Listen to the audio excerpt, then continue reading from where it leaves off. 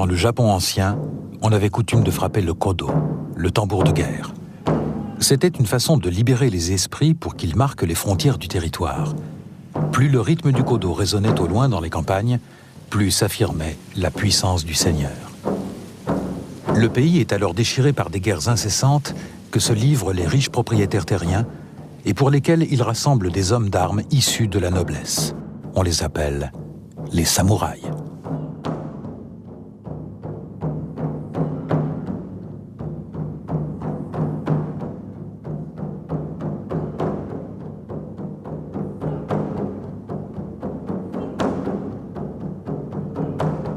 Aujourd'hui, il existe au Japon des rassemblements annuels en leur hommage.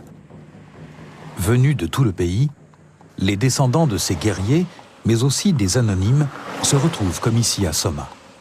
Tous ont en commun une même passion, faire vivre l'esprit des samouraïs.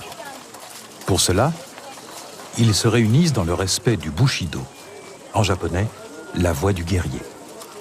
C'est le code d'éthique observé par ces hommes d'armes dans le Japon féodal.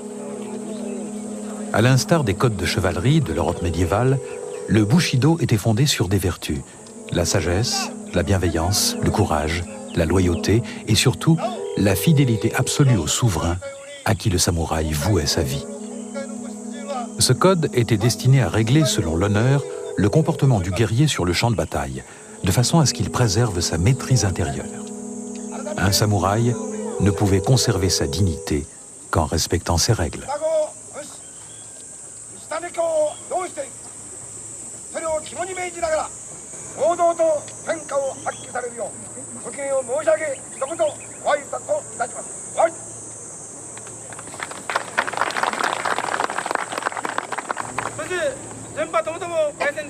Les Japonais demeurent aujourd'hui encore très attachés à la culture développée par les samouraïs jusqu'au XIXe siècle.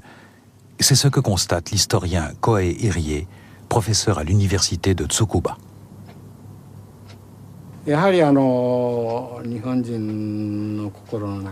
On peut vraiment dire que dans le cœur des Japonais d'aujourd'hui persiste encore l'esprit Bushido.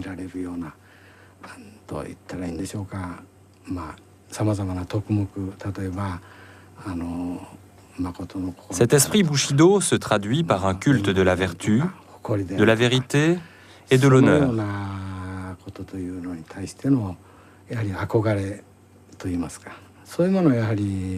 Dans le Japon moderne, tout le monde garde encore beaucoup d'admiration pour ce code d'honneur des samouraïs.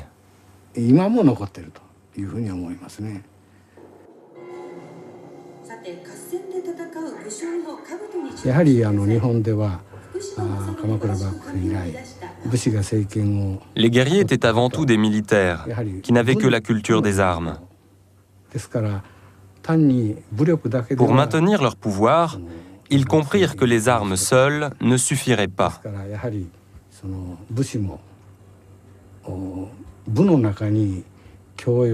Il leur fallait marier la guerre avec la culture au sens large.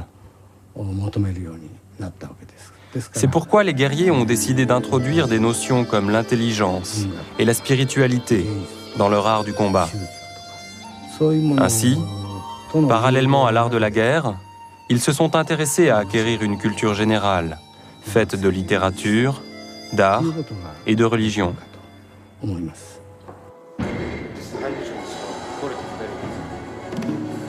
Du XIIe au XIXe siècle, le Japon est divisé entre plusieurs seigneurs féodaux, les daimyo, aux ordres desquels servent les samouraïs.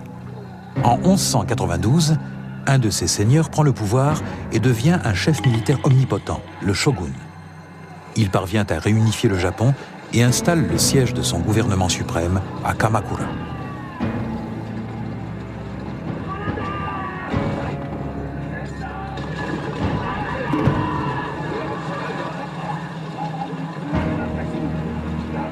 La tradition shogunale date de cette époque et son gouvernement militaire appelé Bafuku perdure jusqu'à la démission du 15e et dernier shogun en 1867. L'aura des samouraïs s'étendra donc sur 700 ans.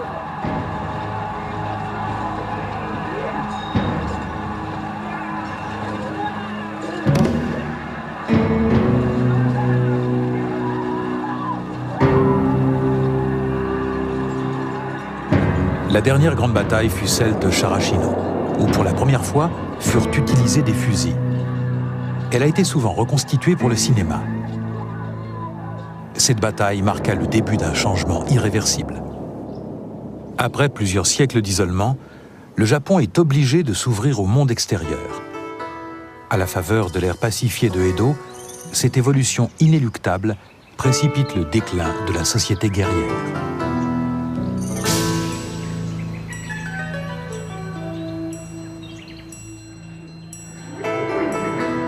Au XXe siècle, le cinéma n'a eu de cesse de recréer les combats épiques des samouraïs.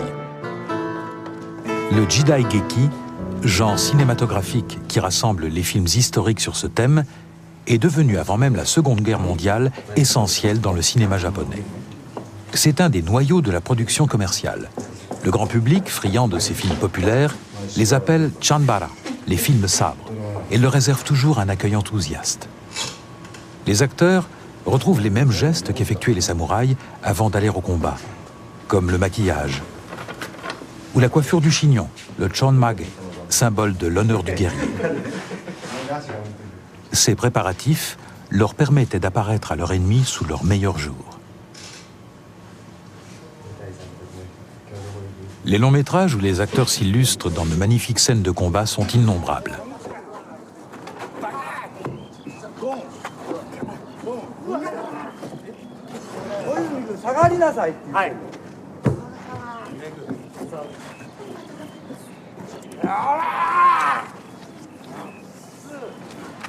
Tous les metteurs en scène nippons inconnus ou célèbres ont fourbi leurs armes dans le Jidaigeki. En fait, ce genre est un peu au cinéma japonais ce que le western est au cinéma hollywoodien. C'est au travers de l'un de ses films, Les Sept Samouraïs d'Akira Kurosawa, que l'Occident a découvert le cinéma japonais.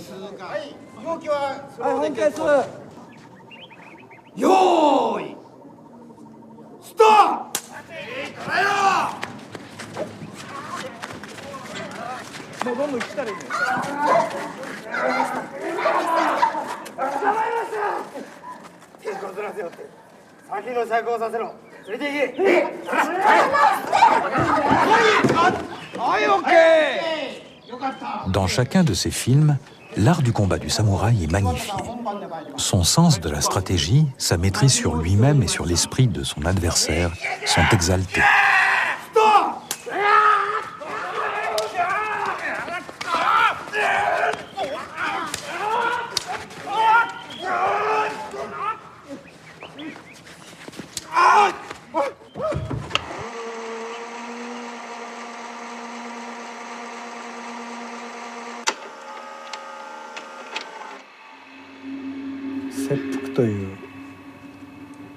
Ce sont les images d'un film intitulé Harakiri, qui montre bien la cruauté des guerriers.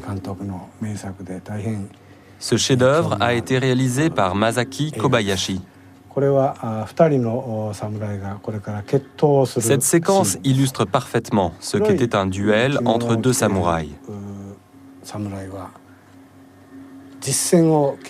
Le samouraï qui porte le kimono noir a déjà l'expérience du combat, alors que le samouraï en kimono blanc ne l'a pas.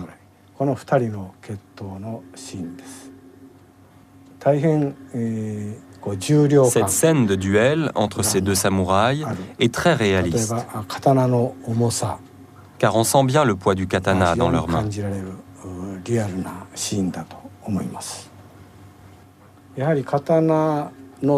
Il faut en effet savoir que le maniement de ce sabre mobilise tout le corps, que l'on soit en position d'attaque ou de défense. Le secret est d'arriver à esquiver l'attaque de l'adversaire en se servant de sa force physique, mais aussi et surtout de sa force spirituelle. Il faut éviter de recevoir les coups de façon frontale, car le choc pourrait casser la lame du katana. Le samouraï en kimono noir, qui a de l'expérience, le sait parfaitement.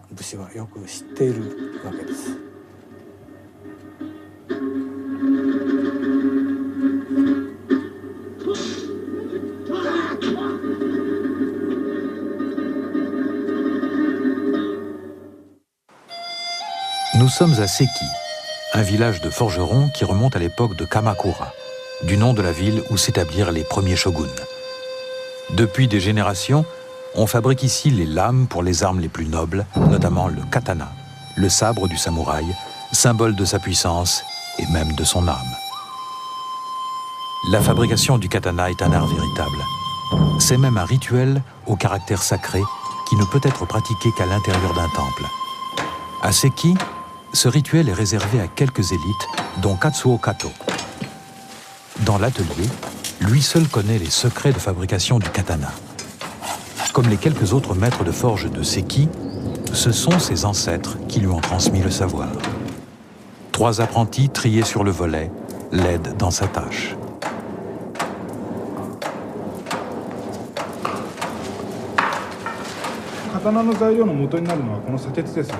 La matière première du katana est cette poudre de fer. On la verse petit à petit dans le four chaud par une sorte de petite cheminée carrée. Cette poudre de fer fond et s'amalgame. Ça donne un bloc qu'on appelle kera. Du kera, on extrait le tamagane. Le tamagane est la matière brute du katana. À son tour, le tamagane est fondu et pendant ce processus, il se charge en carbone. La quantité de carbone est déterminante. La partie qui contient le plus de carbone servira de matière dure.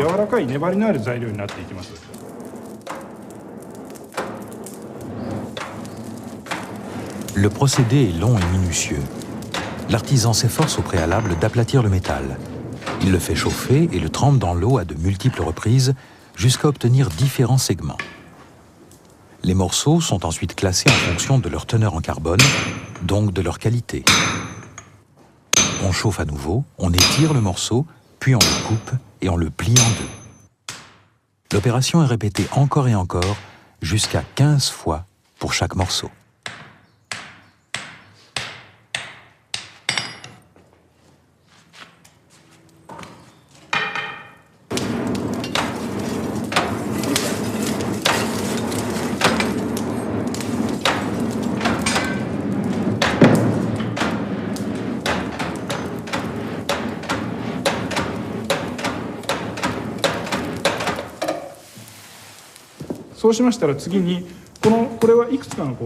Par la suite, on obtient un bloc de fer qui se divise en plusieurs parties. Il est constitué d'une couche intermédiaire et de 2 couches latérales. Chacune de ces parties a une dureté différente. On utilise la partie dure de la couche intermédiaire pour faire la partie coupante du sabre. Dans chaque bloc, on utilise chaque partie. On la chauffe, puis on allonge en tapant. À la fin, on obtient ça.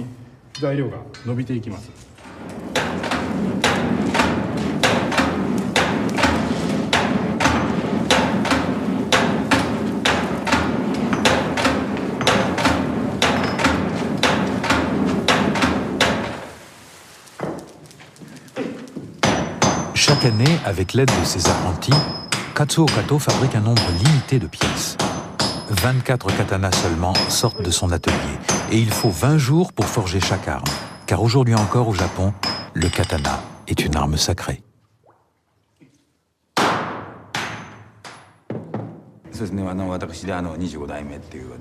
Ma famille est une famille de forgerons.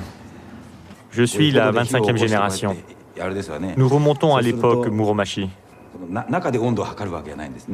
On fait le feu dans le four. On ne mesure pas la température. C'est l'observation de la flamme qui nous indique à quel moment battre le fer. Les flammes sont les mêmes qu'autrefois. Et je sens dans le feu la perpétuation du savoir-faire. Pour nous, dans la flamme, il y a la transmission de la tradition et aussi une manifestation divine.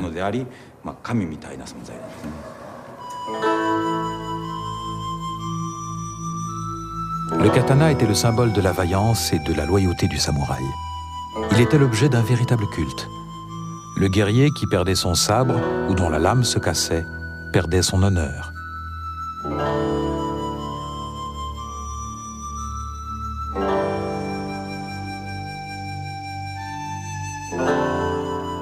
Durant les 700 ans de règne des shoguns à Kamakura puis à Kyoto, les daimyo, seigneurs féodaux, accompagnés de leurs samouraïs, avaient le devoir de se rendre régulièrement auprès du souverain.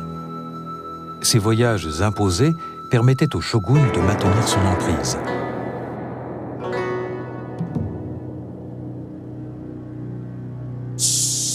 Au cours de leur périple, ils avaient coutume de faire halte chez des seigneurs amis ou plus souvent dans des auberges. Le village de Nakasendo était situé sur l'un des chemins stratégiques menant à la cour du shogun. Ces 42 auberges sont aujourd'hui précieusement conservées comme un témoignage de l'histoire.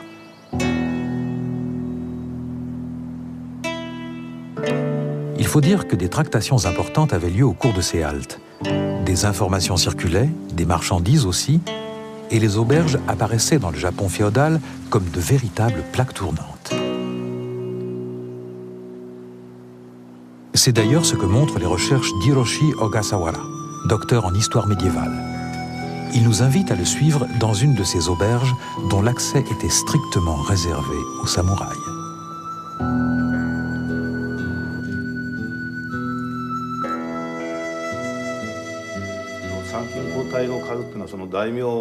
Selon l'importance de leur fief, les daimyo pouvaient être accompagnés d'une escorte. Cette escorte pouvait aller jusqu'à une trentaine de personnes, voire plus.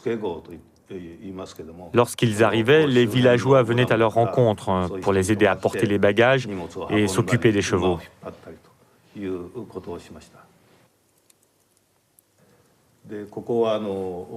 Cet endroit s'appelle un onjin. Lorsque les seigneurs faisaient halte dans cette demeure, ils festoyaient et les gens du village venaient les servir.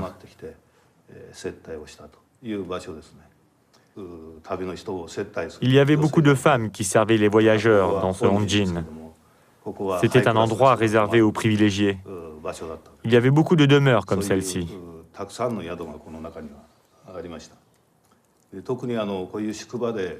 Dans ces relais, on faisait principalement attention à deux choses, les allées et venues des femmes et la circulation des fusils.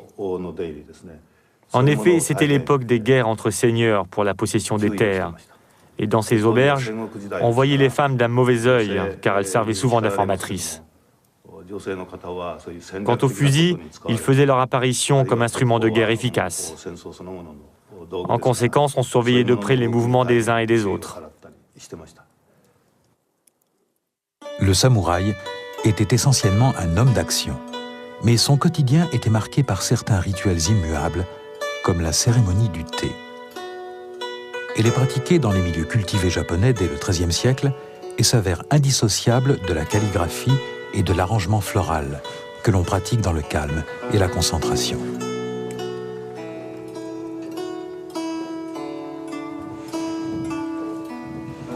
La cérémonie du thé revêt une signification philosophique et sociale sous-tendue par l'inspiration zen. On retrouve les 4 principes fondamentaux du zen dans son déroulement: l'harmonie, le respect, la pureté et la tranquillité. Le comportement autant que la pensée visent au dépouillement et à la conscience des actes les plus simples de la vie.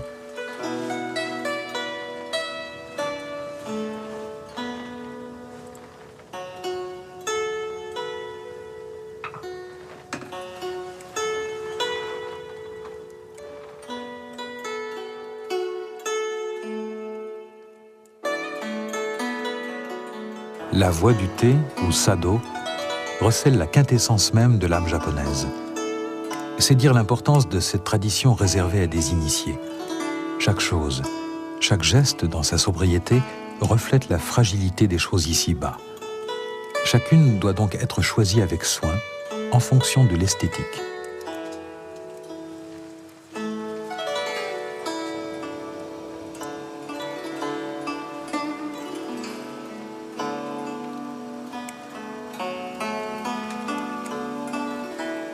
Les objets utilisés, le bol à thé, la boîte à poudre de thé, le fouet en bambou, la cuillère en bambou, sont des objets d'art.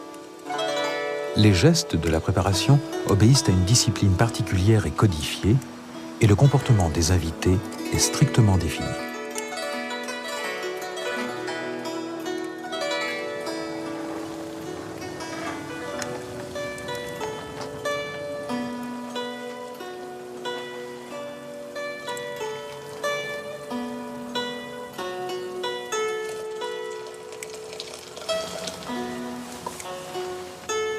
Ce cérémonial exige des années de pratique. Le pavillon de thé est une pièce petite, conçue avec des matériaux dont la simplicité évoque le dépouillement. Il règne une véritable harmonie entre tous les éléments décoratifs. Les gestes et les paroles sont sobres, modérés, concis.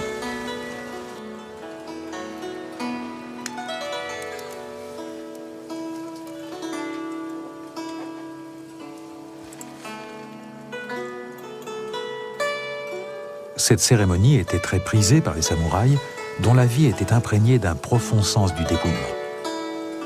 Elle correspondait à leur mœurs frugales. Ils la considéraient comme un art majeur qui ne se limitait pas au plan esthétique, mais instaurait une voie spirituelle. Le shogun lui-même se livrait à ce rituel en compagnie des membres de sa cour pour deviser de philosophie et de religion et inspirer artistes et poètes.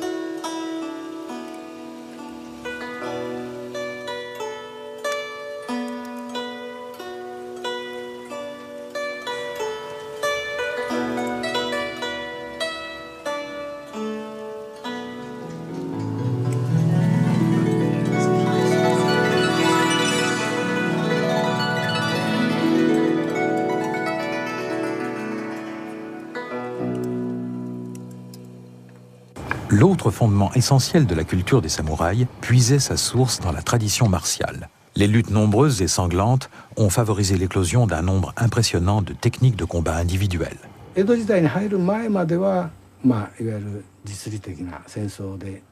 Avant l'époque de Edo, on apprenait le maniement des armes dans le but de combattre un adversaire.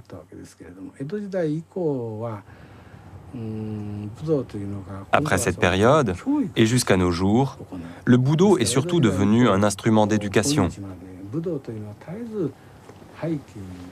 Ainsi, de l'époque de Edo à maintenant, Budo et éducation ont été étroitement liés pour ne faire plus qu'un.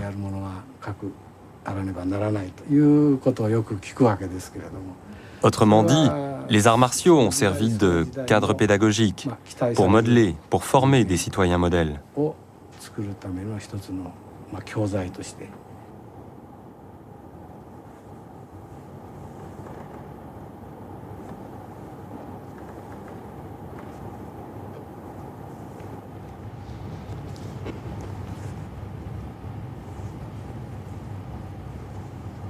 L'iaido, la voie du sabre, a été créé au Japon au 8e siècle.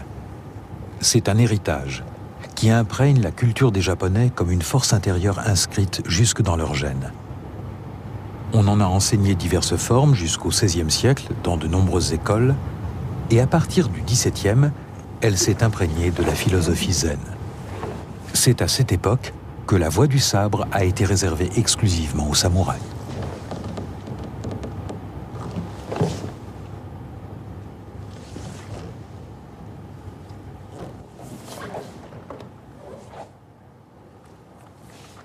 L'iaido n'a pas pour objectif de terrasser l'adversaire. La technique cède la place à une voie spirituelle. C'est ce qu'enseigne Tadashi Fujita, vice-président de la fédération d'iaido à Tokyo.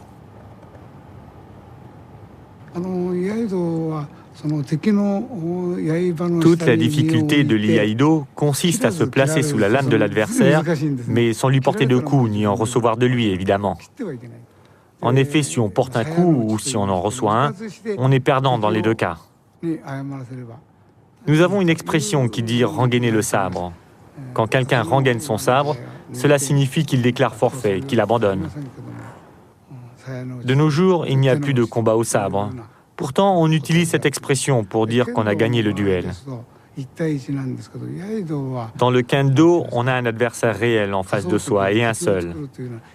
Dans l'iaido, en revanche, on a plusieurs adversaires de tous les côtés et ils sont imaginaires.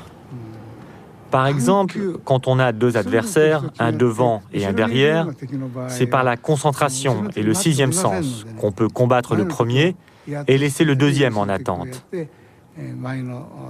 Pour affronter l'ennemi de derrière, il faut d'abord anéantir celui que l'on a devant soi, sans perdre de vue le but de vaincre celui de derrière.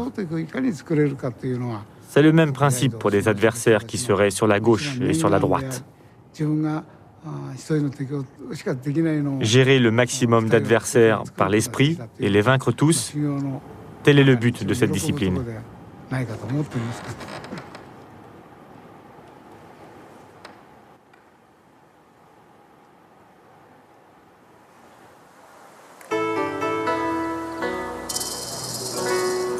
À l'origine, le dojo était consacré à des rites bouddhiques. C'est devenu au fil du temps le temple où l'on étudie la voie, c'est-à-dire l'accomplissement de l'harmonie universelle. Au Japon, c'est le lieu où l'on perpétue l'esprit zen des samouraïs.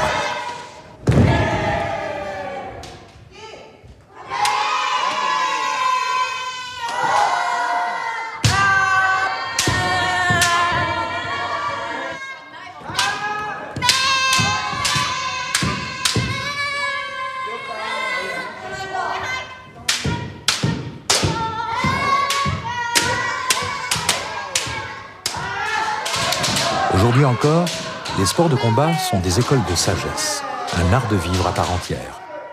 Leurs principes régissent la vie de ceux qui s'y livrent.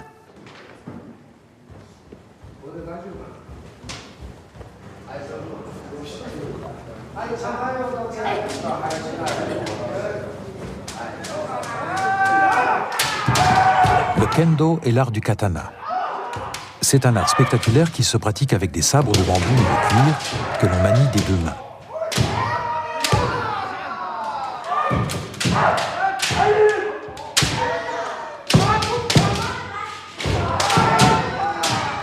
Comme les karatékas, les kendokas pratiquent le kiai, hurlant le nom de la partie du corps de l'adversaire qu'ils visent.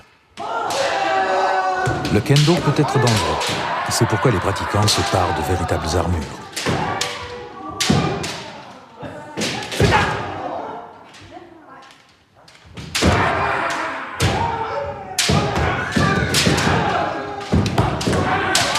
Cet art martial a été exporté avec succès dans le monde entier.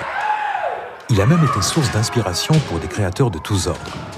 George Lucas, par exemple, le réalisateur de La Guerre des Étoiles, avoue s'être servi du look des kendokas pour le personnage de Darth Vader, celui qui représente le côté maléfique de la Force.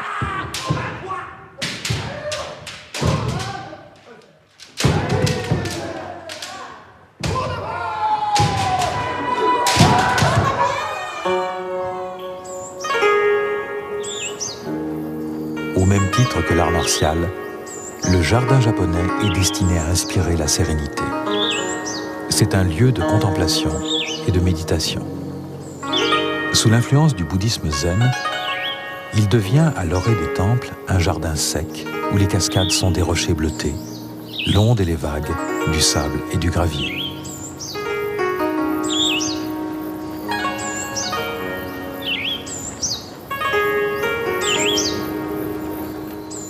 Le tir à l'arc, ou kyujutsu, était l'une des composantes essentielles de l'art du combat cultivé par les samouraïs.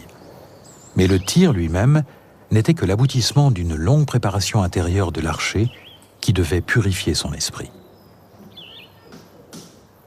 Tous les pratiquants d'arts martiaux, comme cet adepte du tir à l'arc, s'initient pour exercer leur art à des techniques de respiration, de méditation et de concentration.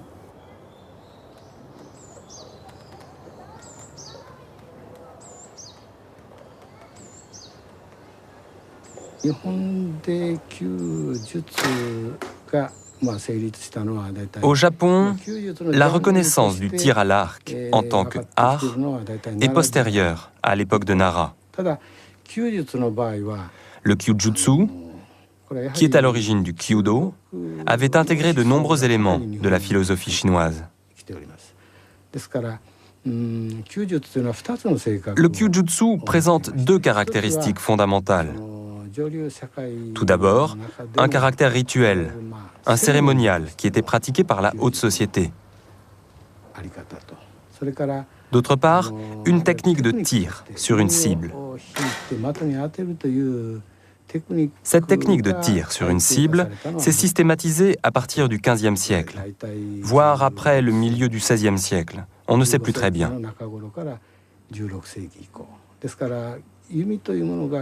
Le kyujutsu était pratiqué comme cérémonie à la cour impériale, aux époques de Nara, de Heian et de Kamakura.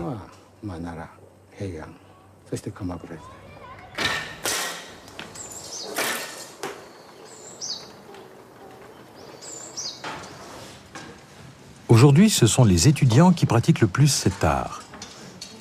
Kohei Erie a enseigné le kyudo une grande partie de sa vie. Il ne considère pas le tir à l'arc comme un véritable exercice physique, mais plutôt comme une discipline mentale qui oblige à une grande concentration et à une parfaite maîtrise de sa respiration.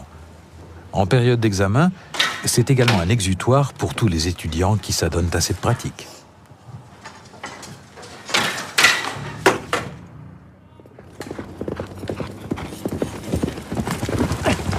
À partir de Kamakura, au XIIe siècle, les guerriers ont associé l'art de l'archer à celui du cavalier. Le kisha, le chevalier archer, est alors apparu.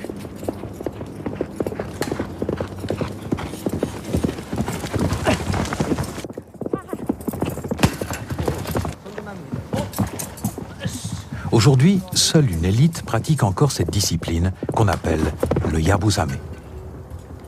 Les cavaliers doivent galoper sur une piste longue de plus de 200 mètres et atteindre 3 cibles distinctes. Le kisha doit allier l'excellence du cavalier à celle du tireur.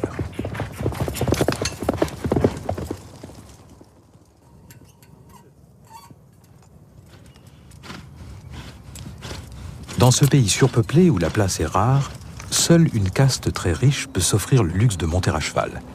Pratiquer le yabusame est un privilège.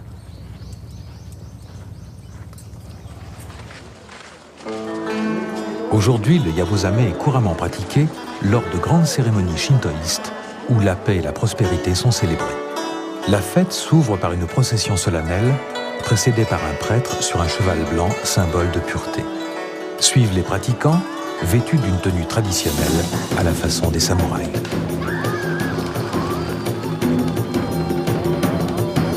Les kishas sont très populaires au Japon, où l'on n'a de cesse d'admirer leur adresse et de voir en eux les descendants de la caste mythique des samouraïs.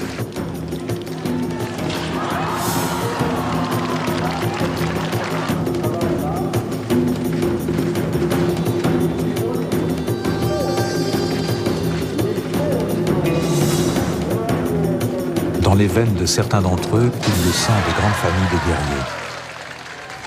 Yetaka Kaneko, qui enseigne le yabusame, est l'un d'eux.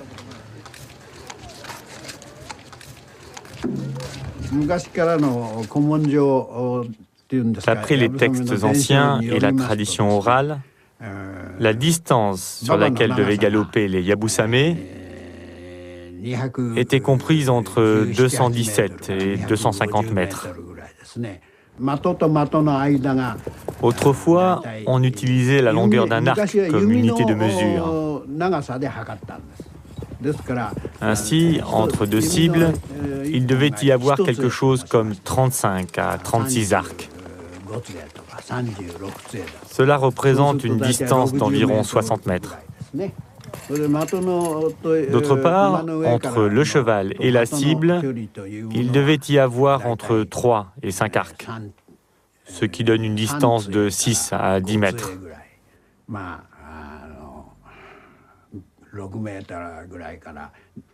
C'est comme ça depuis toujours.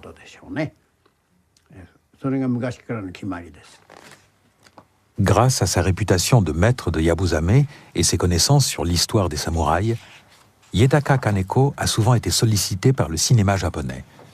Les plus grands réalisateurs ont fait appel à lui, comme Kurosawa, qui lui a offert ce storyboard des 7 samouraïs.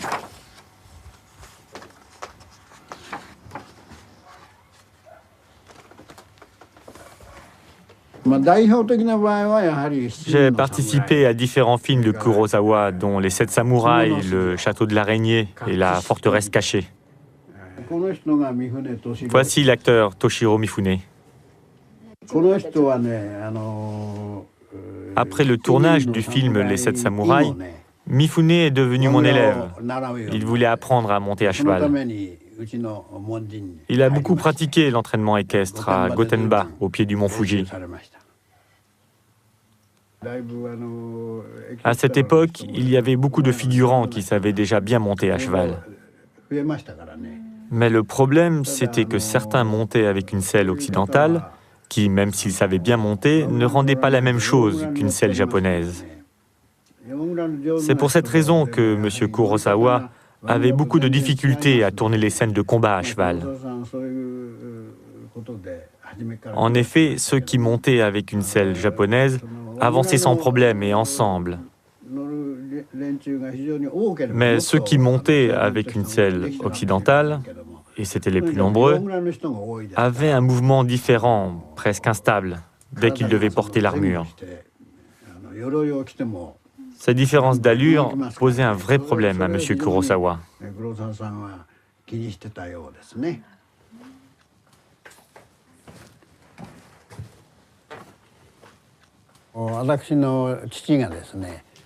Lorsque mon père a pris la succession de la direction de l'école Takeda, il a hérité de nombreux documents et d'objets anciens. À cette occasion, il a décidé de créer ce musée en 1965.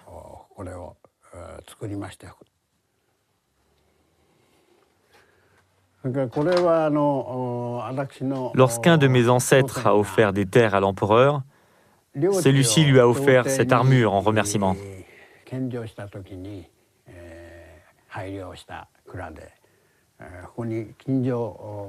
Là, l'empereur a écrit son nom. C'est sa signature ici. Ogimashi. Il s'agit de l'empereur Ogimashi.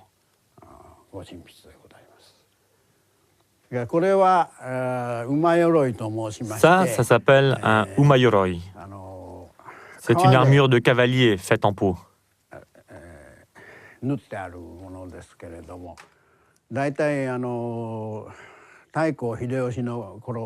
Au moment de la conquête du Kyushu, sous l'empereur Hideyoshi, les samouraïs qui servaient les seigneurs locaux étaient très pauvres.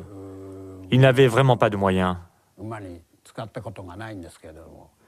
En face, les troupes impériales étaient vêtues d'apparat. Elles portaient notamment ces armures pour les impressionner, car ils n'avaient jamais rien vu de pareil.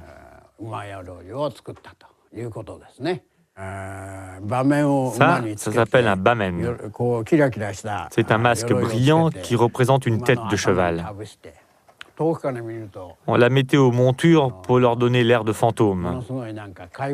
Tous les moyens étaient bons pour effrayer l'ennemi. C'est à partir du XIe siècle que les guerriers ont porté la grande armure, dite oyoroi, faite de longues plaques de fer articulées doublées de cuir. Le traditionnel casque haut à cornes, appelé oshikabuto, tout comme l'armure en peau d'ours que l'on voit ici, montre l'importance qu'accordaient les samouraïs à leur apparence. Ils portaient des masques pour se protéger, mais aussi pour effrayer leurs adversaires. Le combat avait une dimension psychologique plutôt que stratégique, et l'impression faite à l'ennemi était déterminante. Les guerriers s'attachaient donc à avoir l'allure la plus terrifiante qui soit. Les samouraïs avaient coutume de se maquiller et de se parfumer. C'était leur façon de se parer pour la mort qu'ils affrontaient à chaque combat. Le but de leur vie était de servir leur maître, et cet idéal était renforcé par un code d'honneur. Ainsi, le Bushido envisageait la mort volontaire. Tout samouraï qui avait failli ôtait son armure, tombait à genoux et devait s'ouvrir le ventre. Cette cérémonie appelée seppuku ou harakiri était une façon, dans le Japon ancien, de mourir en héros.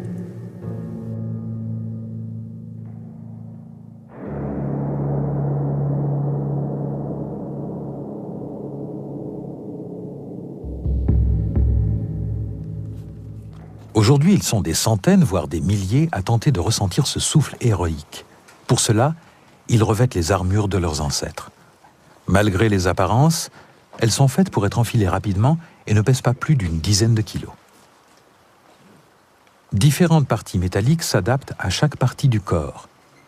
Ces plaques sont maintenues entre elles par des lacets de couleur, signe de l'appartenance à tel ou tel clan.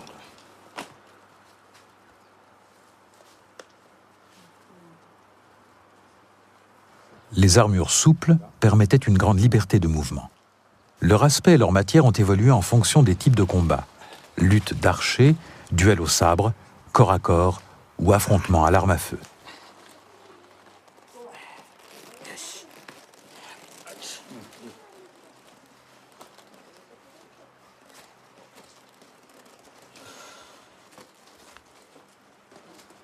Le samouraï portait 2 sabres à la ceinture.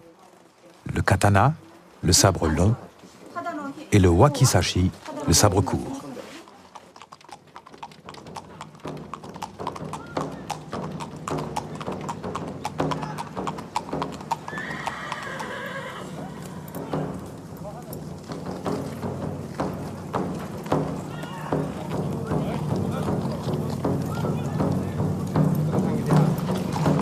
Ces fanatiques d'histoire ancienne se rassemblent une fois par an à Soma, sur l'île d'Honshu.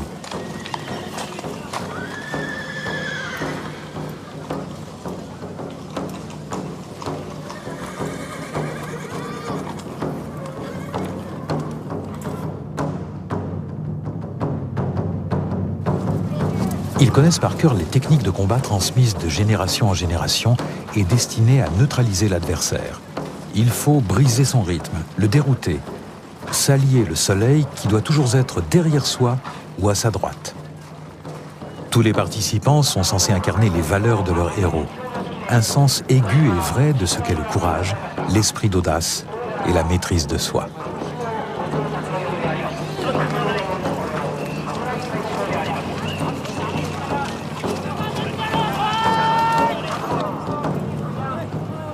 Si le samouraï s'apparente aujourd'hui à une figure sacrée au Japon, il a lui-même puisé dans différentes religions les principes susceptibles de l'aider à fortifier son âme. Du bouddhisme, il a tiré la confiance dans son destin et l'acceptation de la mort. Du shintoïsme, il a pris les vertus viriles de loyauté et de bravoure indispensables à l'heure du combat.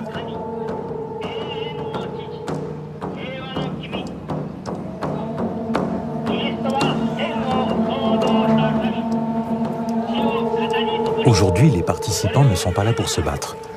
Ils se rassemblent sur un ancien champ de bataille pour une course. Les bannières qui flottent au vent rappellent l'affiliation de ces hommes liges, c'est-à-dire de ces hommes dévoués corps et âme à leur maître.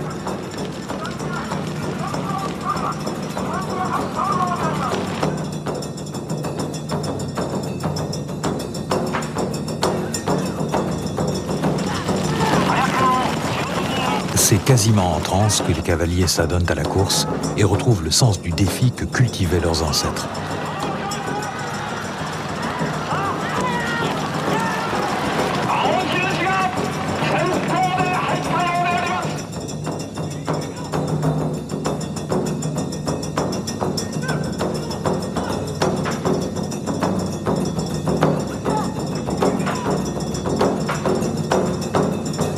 L'issue de ce combat-là n'est pas meurtrière. La victoire n'a pas de sens en soi. Ce qui compte, c'est de faire revivre l'esprit.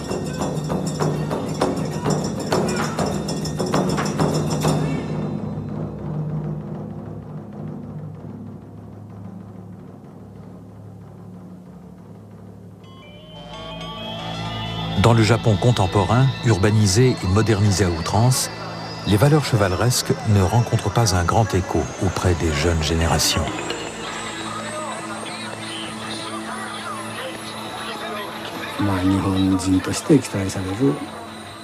Dans le Japon d'aujourd'hui, on utilise surtout les arts martiaux pour former le japonais idéal. Par rapport aux autres sports venus d'Occident, les arts martiaux obéissent à une philosophie très différente. Il faut reconnaître que le Budo n'est pas une pratique très amusante. Par exemple, si vous prenez les enfants, la discipline qui l'accompagne représente quelque chose de pénible pour eux. Donc tout naturellement, ils vont être attirés par des sports tels que le football, le basketball ou le baseball, qui offrent une approche plus ludique et plus spectaculaire. Ainsi, les enfants d'aujourd'hui ont tendance à s'éloigner des arts martiaux.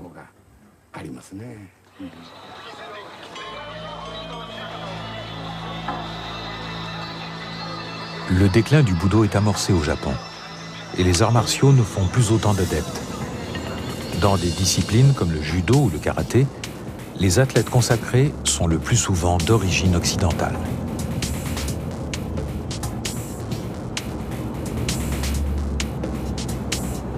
C'est pour pallier ce déclin que Tetsundo Tanabe, un homme d'affaires très en vue, a décidé d'innover. Cet homme hors du commun est passionné par l'histoire de son pays. Il consacre sa fortune personnelle à inventorier et racheter les œuvres d'art pillées jadis et à les rapatrier au Japon. Pour entretenir chez ses concitoyens la flamme de la culture nippone qui passe par la tradition martiale, il a décidé de créer une nouvelle discipline.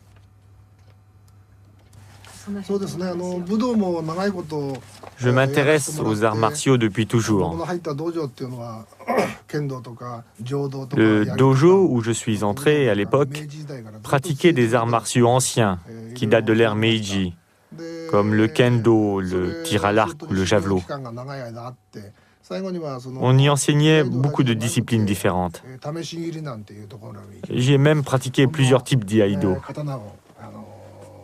J'ai aussi manié un vrai sabre de combat, comme celui-ci.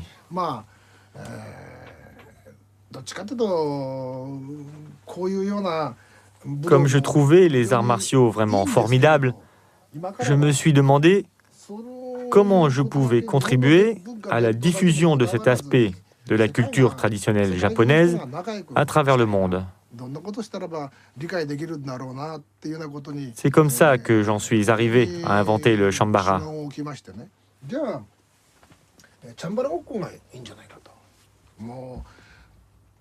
Le Chambara est un simulacre de combat qui se pratique en toute sécurité.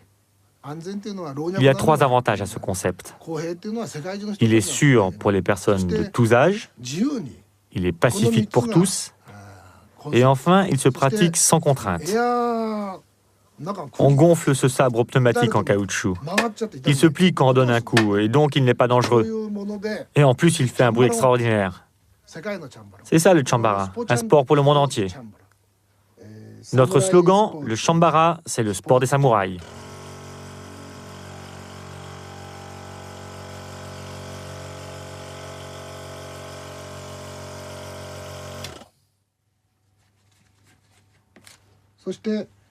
Voilà, on referme le capuchon, comme ceci. Et voilà, vous avez un katana. Quand on frappe, il se plie. C'est absolument sûr. Bien qu'il soit tout récent, ce nouveau sport a pris un essor fulgurant. Les enfants, notamment, sont les pratiquants les plus enthousiastes. Le Chambara est avant tout une activité ludique qui leur permet de se défouler sans avoir à connaître et respecter une multitude de règles austères.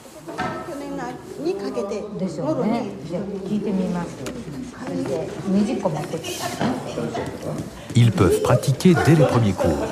On leur épargne les débuts ingrats que l'on retrouve à l'apprentissage de beaucoup d'arts martiaux.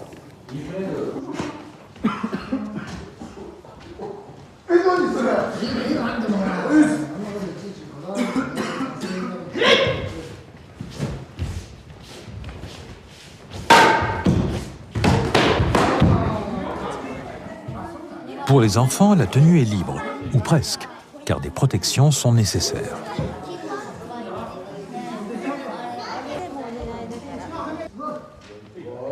Comme souvent sur le tatami, adultes et enfants de niveaux différents s'entraînent de concert. Les pratiquants les plus expérimentés utilisent les 2 sabres, dans la plus pure tradition des combats de samouraïs.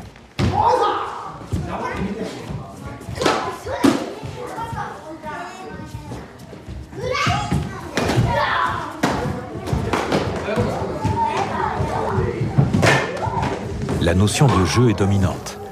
Le dojo où se pratique le Chambara diffère des dojos traditionnels où règne le silence et une atmosphère propice à la concentration. Des notions très austères pour un enfant.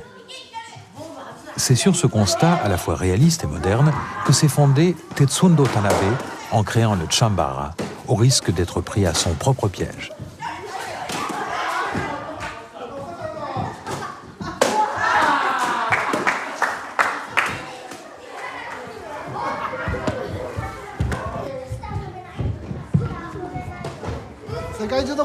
Les enfants sont naturels.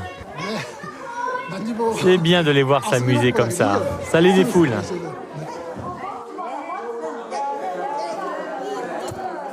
C'est peut-être par le biais du Chambara que cet enfant retrouvera un jour les traditions martiales.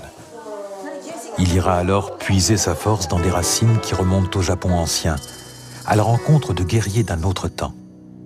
Des hommes liges qui cherchaient à travers le combat la voie de la sagesse et pratiquaient un art de vivre et de mourir dans l'honneur. Des hommes dont le port noble et le regard disaient à eux seuls leur condition de samouraï.